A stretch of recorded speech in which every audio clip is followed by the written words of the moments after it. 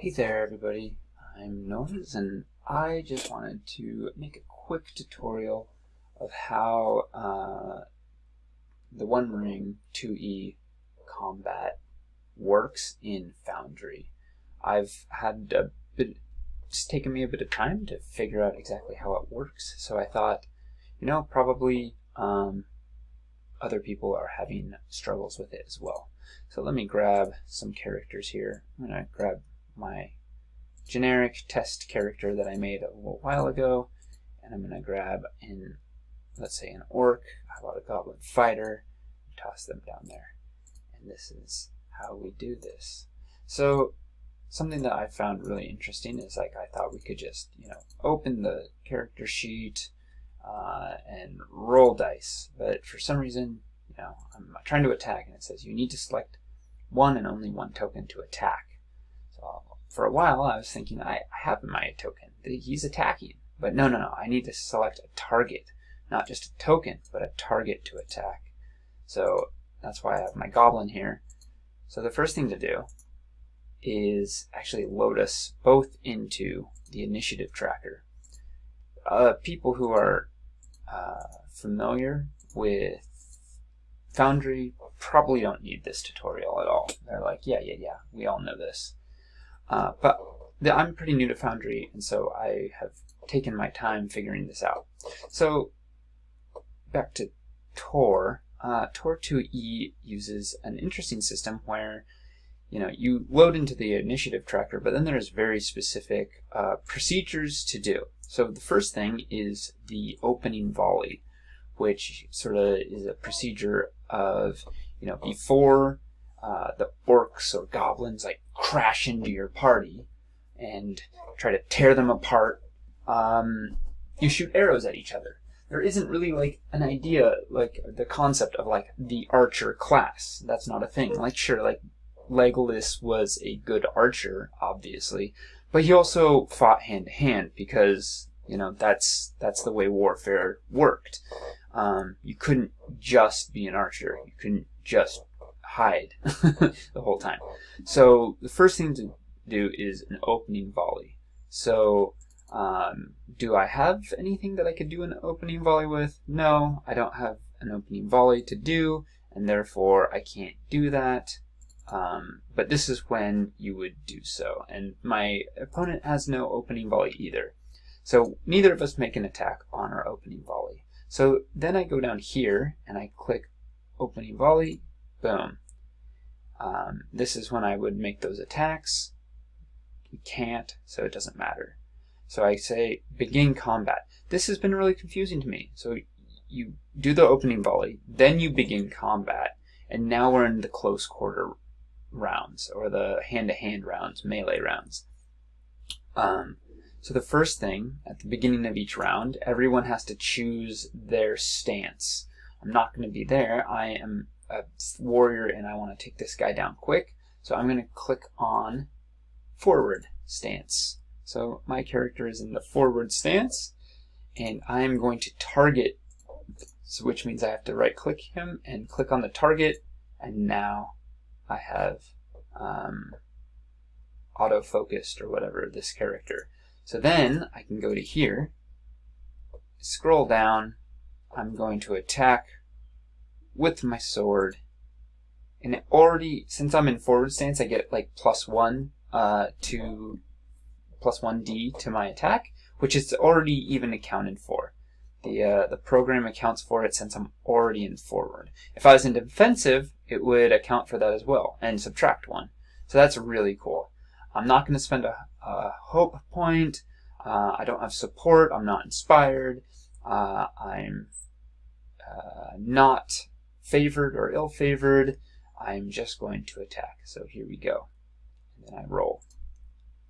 And it pops up failure. I didn't make it. I couldn't hit the goblin. Man, that's a shame. Even though I had 4 dice. Yikes. So that's that. So one thing that I've also, if I had, and then the reverse would be, I would go here as the GM. I'd open this guy's stats. I'd use the Oh, yeah, see, okay, this is the weird thing. I gotta take this off. There we go. And now I believe I can, yeah, do this. So I'm going to attack. I've got, I don't know, oh, I get +1 because they're in forward stance, so it accounts for that, and I take a swing, and I miss. Oh no, I got the Gandalf rune, that's why. So it's pretty simple once you get it. I just didn't get it for a long time with the focusing and targeting, because you don't do that in Roll20.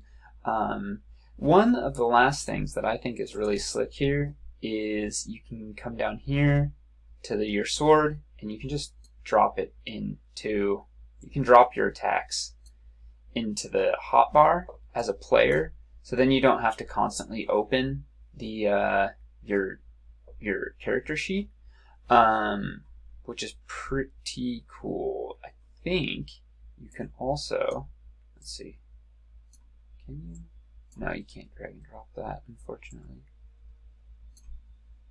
That's a shame, because you will need to roll that sometimes. But that should be automated. So let's try to get a hit real quick. I do want to get a hit just so I can show you. I'm just going to use these this time. So let's use a hope die. And let's say I'm favored just so I can get an excess. There we go. Success. Great success. And, you know, I got the 6, and then I got a 6 here, and the Elven rune on the 6. So I get to pick what I want to do. Heavy blow, I can add 6 damage. I can fend off, add +2 to my parry. Piercing blow, add 1 defeat die. 10 to beat. Interesting. So basically, if I rolled a 9 and I wanted to get a piercing blow and I need a 10, you know, I could do that. If I was using a shield, pushed back instead of damage, I could push back a foe, which makes it so that they have to spend their whole next turn, like recovering their position. So basically, just disables them. So I'm just going to do extra damage. Boom. Oakland Bjerg's attacks Goblin using their sword and deals 10 damage. Boom. And there it all is. It's just like, it is so nice and automated and just like so simple. It doesn't, just is, makes it really simple. Let's get an attack through on this guy real quick. He'll use his crude sword. We'll get +1. I'll be favored just to get the, yep. Alright, so the same thing happens. Obviously I have slightly different abilities here. I can do break shield, I can do piercing blow. Let's see how that works. Oh, that would be good. And I can seize, the attacker holds onto the target. I'm going to do the piercing blow, submit. There we go. So now I hit a piercing blow against Oakland.